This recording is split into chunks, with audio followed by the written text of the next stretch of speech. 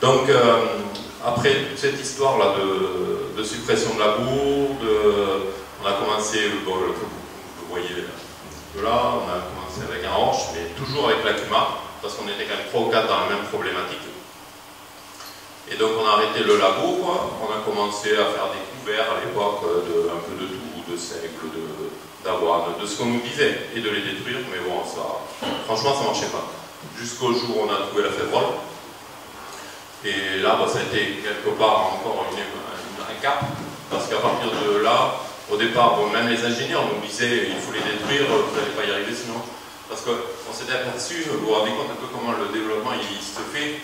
On n'avait pas de guidage sur les tracteurs à l'époque, mais il y avait toujours des trucs qui manquent, de désherbage. On ne détruisait pas la févrole.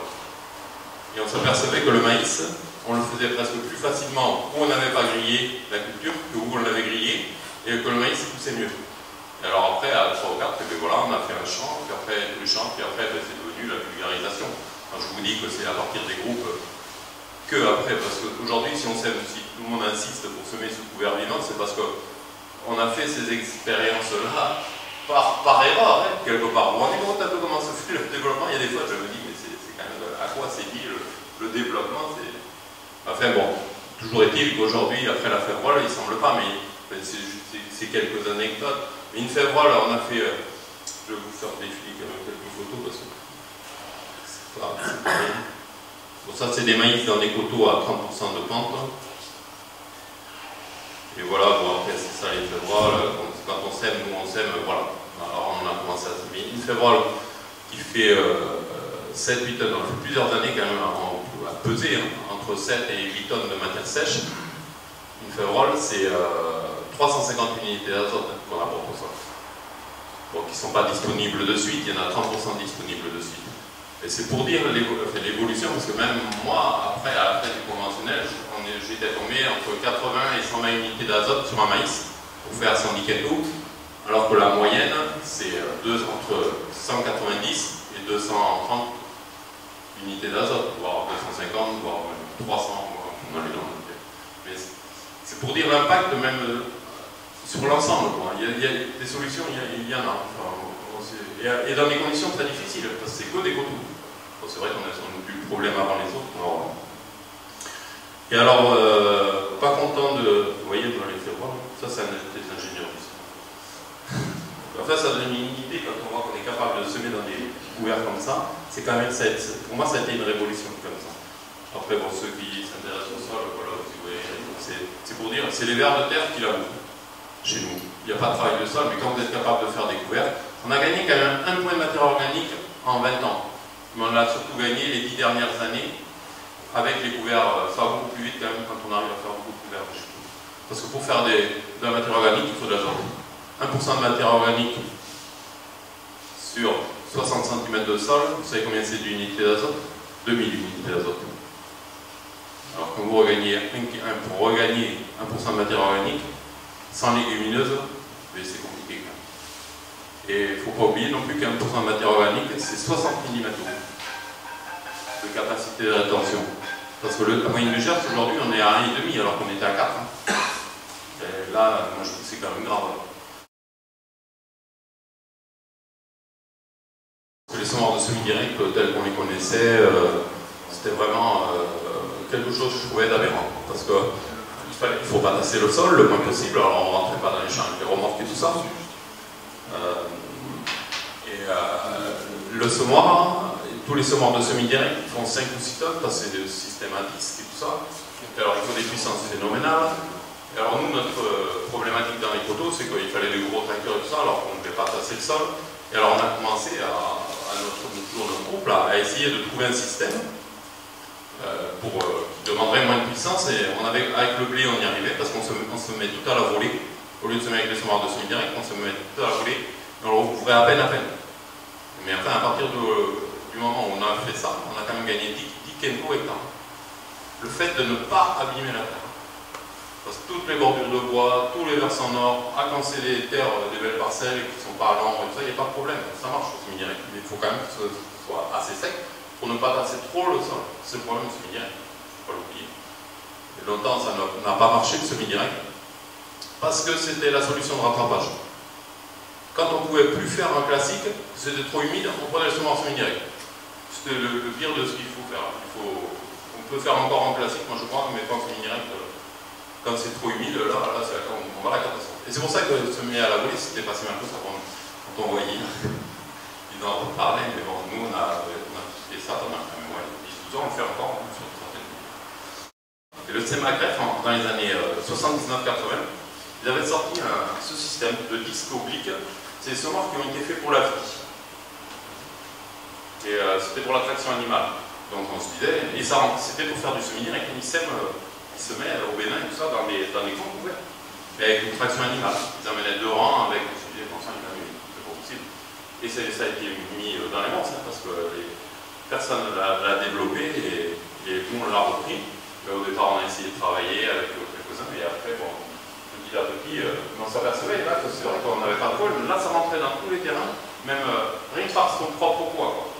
Un élément de 50 kg, il rentre tout seul parce qu'il a double inclinaison. Il lève la terre, simplement, on sème dessous et retombe. Et c'est comme ça qu'on a conduit Alain Vincent pour aller plus vite dans le développement. Et la base du semoir en Vincent, c'était là.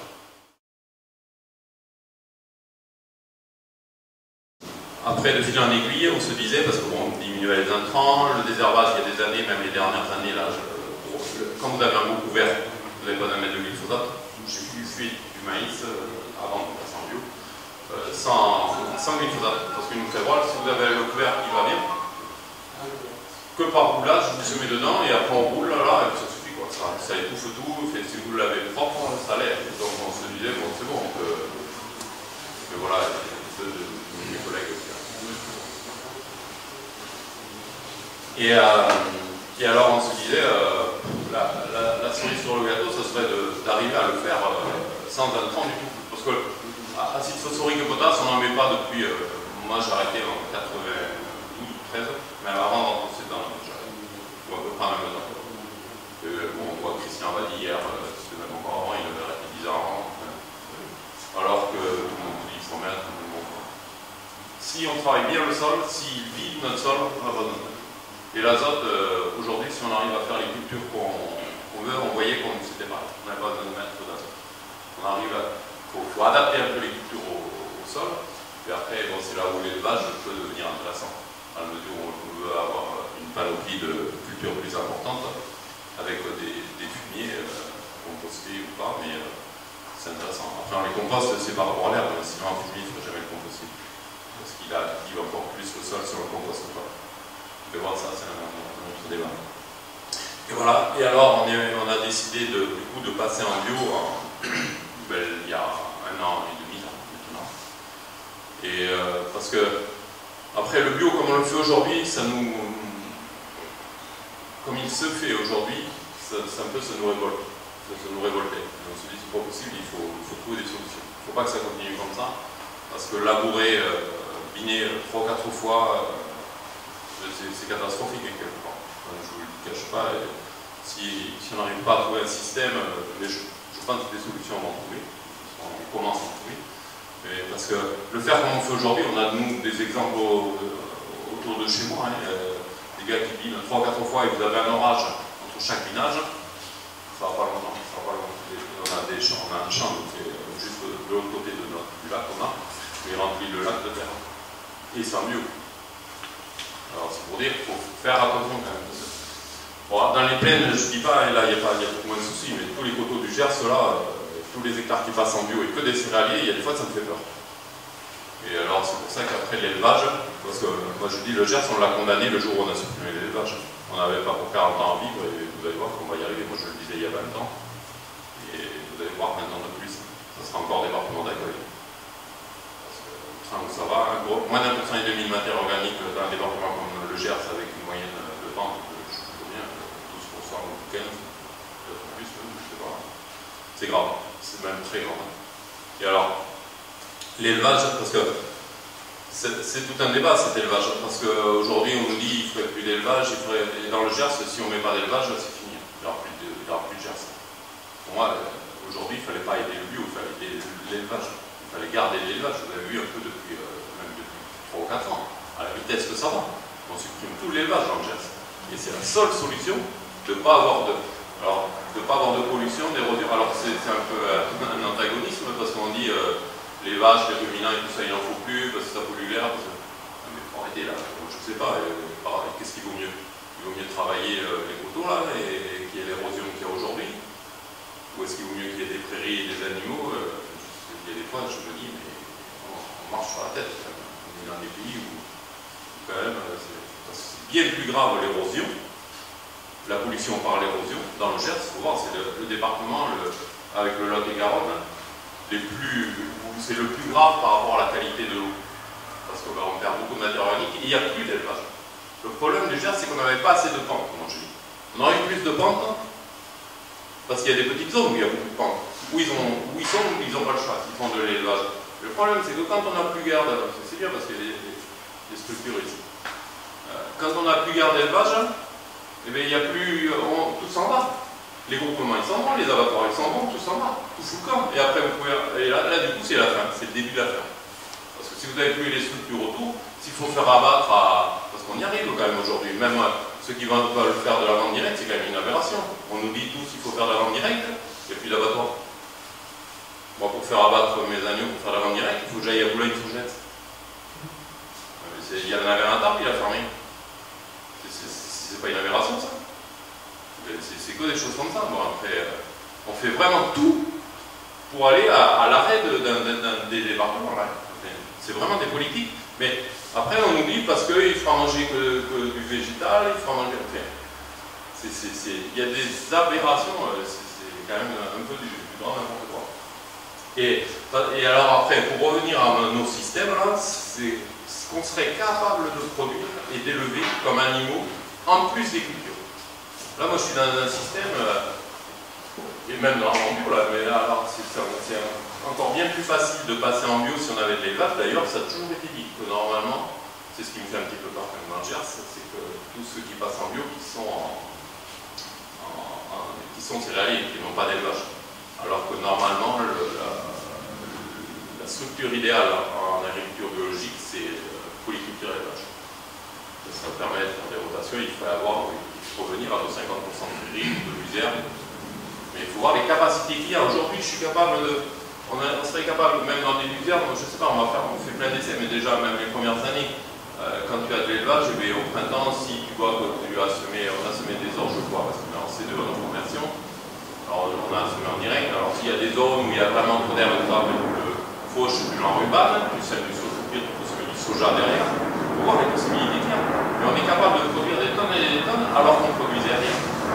Vous m'entendez pas? Vous m'entendez pas? Il faut me le dire. J'ai pas l'habitude des micros. Et voilà. Et alors, parce que si on va. Même dans le Gers, on dit on n'a pas trop de fertilité, on n'a pas trop. Mais c'est vrai que quand on ne travaille pas, en fait, qu'on avait des prairies. Mais aujourd'hui, moi je dis, on est capable de produire, même dans le Gers, énormément.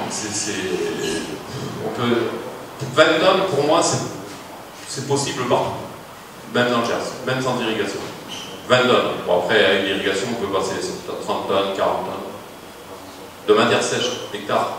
Alors qu'on nous dit, moi j'entendais les prairies, dans le Gers, c'est 4 tonnes, 5 tonnes. Les prairies temporaires ou permanentes. Vous vous rendez compte d'un peu ce qu'on est capable de faire. Et sans que ça coûte. Avec l'élevage, moi je dis, c'est très facile, il faut avoir un semoir. Et même presque en bio, quoi. Il faut être un peu opportuniste, mais sans élevage, ça sera plus compliqué. Il y a des solutions, mais moi je dis, un gaspillage pas possible, on n'arrive pas à tout faire, mais même sur mon exploitation, j'ai 128 hectares aujourd'hui. Je crois que je serais capable de nourrir, j'ai un peu de brebis, j'en ai de plus en plus, j'en ai 230. Je serais capable de nourrir si j'exploitais tout et qu'il y avait de la main-d'œuvre. Après, bon, la rentabilité, on ne peut pas tout faire à la fois, mais bon. Je crois que je pourrais nourrir 600 à 700 brebis, en plus de mes cultures, sans diminuer mes cultures. Par rapport à tout, il faut voir tout ce qu'on broie, tout ce qu'on. C'est de la folie. Hein. Le potentiel de production qu'il y a. On est loin d'exploiter à fond tous les hectares. L'élevage, c'est quand même dommage de ne pas trouver des formes de rentabilité pour que les mecs s'en sortent dans l'élevage. Parce que bon, c'est sûr que ça serait, s'ils faisaient comme on fait nous, comme il y a des nouveaux systèmes, il y en a quand même quelques-uns qui le font aujourd'hui avec les prairies, même des prairies de rotation de pâture rapide, mais même sans ça, même sans... Moi je vois tout ce qu'on est capable de produire l'hiver, qu'on ne produit pas, comme sinon on ne produit rien du tout. L'hiver on est capable de produire 10 tonnes, ça c'est assuré dans le Gers. Et que beaucoup de... Même le gars qui a une prairie, pourquoi il ne va pas semer un métail à l'automne? Expliquez-moi pourquoi. Même s'il a une prairie qui ne touche jamais. Pourquoi il ne le fait pas? Il va passer au mur un petit coup de... Alors, quand c'est bien packagé, à l'automne, il va passer le vibro ou ce qu'il veut, et il va semer même avec des trucs simples, s'il n'y a pas un semence semi-direct. Il sème du métail, là, et au printemps, il va se faire 6-7 tonnes de mélange de métail, là, qu'il va récolter, pour enrubaner, ou pour faire ce qu'il veut, ou aussi, ou s'il y a trop de pentes, il va enrubaner, mais... Et sa prairie, elle va continuer à pousser, elle va produire... Ça, on le produit en plus de la prairie. Il y a plein de possibilités comme ça, et ça n'empêche pas, même en culture, de pouvoir avoir des cultures biologiques en plus après.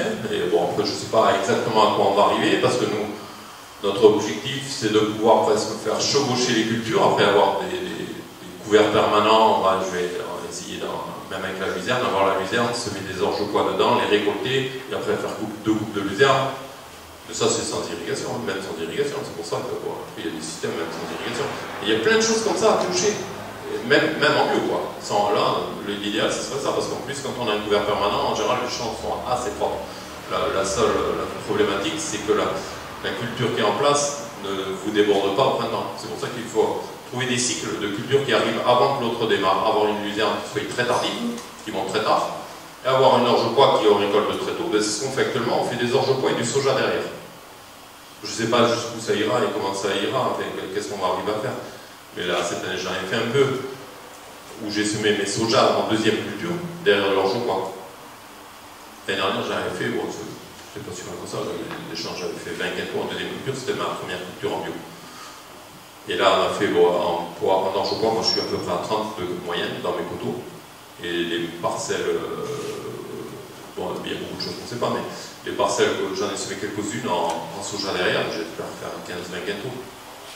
Mais quand vous regardez ça, faire que semer et récolter, c'est pas non plus, et en bio, parce qu'en bio, quand même, il y a une plus-value à la vente.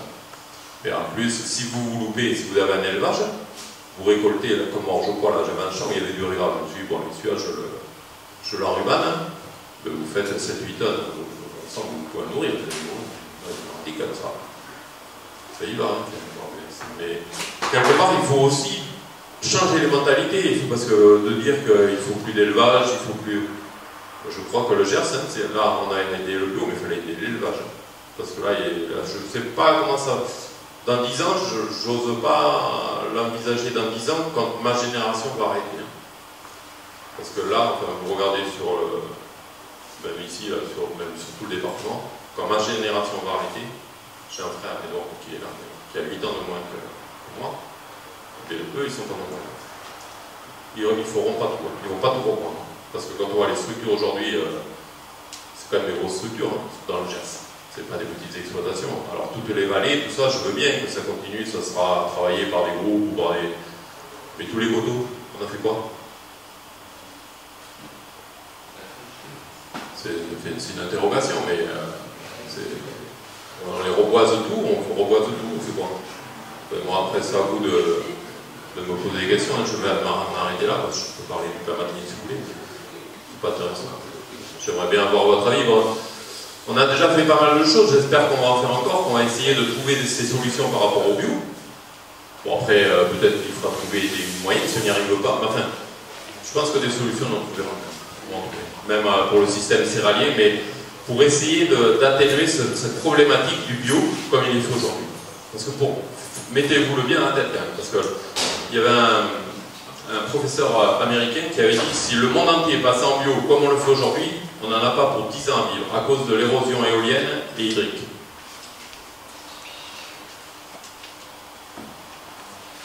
Alors que je passe en bio quand même, pas pour démolir le bio, c'est pas ça la question. Moi, pour relever le défi, si j'arrive à faire du bio à travers avec un mélange de prairies, de cultures sans toucher le sol, mais là, il n'y a pas de problème, hein. Vous pouvez venir. On n'est pas bon, hein, parce qu'on ne sait vraiment pas se vendre. Comme là, il y a eu des orages là, de 40 ou 50 mm. D'un côté du lac, on a eu des fois, 2 ou 3 heures après la pluie, la moitié du lac, l'eau toute trouble, de l'autre côté toute claire. C'est choquant quand même. Parce que franchement, si vous ne touchez pas le sol, vous avez l'eau claire en bas des coteaux. Mais bon, les coteaux, c'est sûr, on laboure, vous vous rendez compte, même il y a une région là, qui me fait énormément peur, c'est l'Ombès-Samatan, là, tous les coteaux là qu'il y a. Et là, ils sont en train de labourer. Là. Et puis ils ne font pas des petits labours, les gars. Ils labourent même, ils reviennent à la labour à sillon perdu. Ils en font encore des versants nord à sillon perdu. Ils labourent à 30-40, c'était vraiment des terres d'élevage, ça. Et aujourd'hui, ils font tournesol, blé tournesol. Hein, mais là, on marche sur la tête, hein. Ça va pas aller loin. Ça, c'est pas du durable. Ça va pas, il n'y en a pas pour longtemps. Bon, c'est sûr, hein, à court terme, aujourd'hui, ils ont arrêté de labourer, ils ont inventé les crackers, là, et ils vont à 40 cm de profondeur. C'est sûr qu'on augmente le rendement, parce qu'on va consommer la matière organique au fond. Mais on appauvrit encore plus. C'est sûr que dans l'immédiat, le mec, il fait plus de rendement. Il va plus profond, il fait plus de rendement. Bon,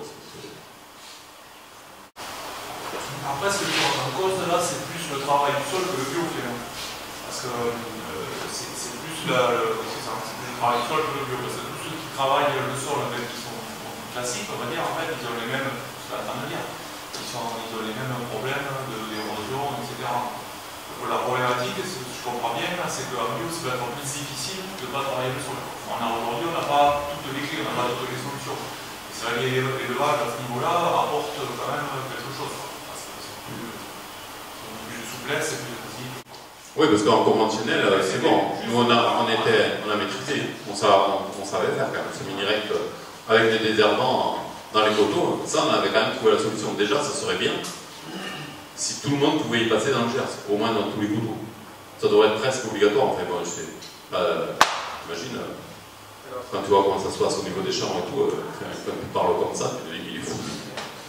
Pourquoi tu ne te spécialises pas dans l'élevage à nouveau? Pourquoi? Parce que tu ne le fais pas non plus du jour au lendemain. Et puis après, moi, je veux, et bon, c'est mon dernier challenge, mais je veux arriver à mettre au point, même, justement, cette culture, au pire, même, et on l'avait bien fait, hein, avec le semi-direct, on avait réussi. Et pourquoi ne pas y arriver avec le bio? Mais il faut travailler les cultures, il y a plein de choses à travailler, les cultures, là. Et trouver la culture qu'on va semer, qui va finir son cycle quand on va semer l'autre. Ou le couvert, plutôt. Parce que notre problématique de nos cultures là, de transition dans notre zone irrigable, c'est de semer du maïs, du soja, et bon, peut-être on évoluera aussi par rapport à ces cultures-là. Quand on voit hier, on a quand même évolué. Mais c'est de trouver même des couverts qu'on va semer peut-être au mois de février-mars, et qui finissent leur cycle, là, quand on va, pas quand on sème, mais 15 jours ou un mois après. L'idéal, c'est ça. Quand on sème une culture, il faut qu'il y ait une autre qui soit en place, qui pousse encore, et qui finisse son cycle quand l'autre est... L'idéal, c'est ça. Là, ça marche. Et si on a avancé, si on a évolué, sans le groupe, je pense qu'on n'aurait pas fait grand-chose. Et même encore aujourd'hui, enfin moi je le dis, bon, c'est vrai, c'est avec l'expérience, aujourd'hui les jeunes, il faut absolument, quand ils démarrent, leur donner un apprentissage de travailler ensemble. Si on veut faire du développement, ça passera que par là. Le développement, c'est facile de parler avec 20 ans de recul ou 30 ans de recul, mais nous on a réussi à se développer. Pourquoi? Parce que déjà on est rentré au CETA et on a continué à se former. Enfin, le CETA c'est quand même une matinée tous les 15 jours depuis 93, avec des ingénieurs qui nous encadrent. Bon, c'est sûr que ça coûte un peu, mais bon, enfin, quand on va voir tout le cheminement, si on en est là, aujourd'hui, c'est pas par hasard. Et le problème, c'est que les GDA, quand ils se sont arrêtés, la technique, au lieu de se retrouver ensemble, entre agriculteurs, avec un technicien, ça a été le début des techniciens qui venaient chez eux, qui venaient chez nous, quelque part, pour le conseil. Donc on n'avait plus besoin de se déplacer. Pourquoi se déplacer? Les techniciens venaient chez nous. Mais le problème, vous en parlez avec tous les chercheurs de l'INRA et tout ça, aujourd'hui, ils vous disent le développement, il vient de vous.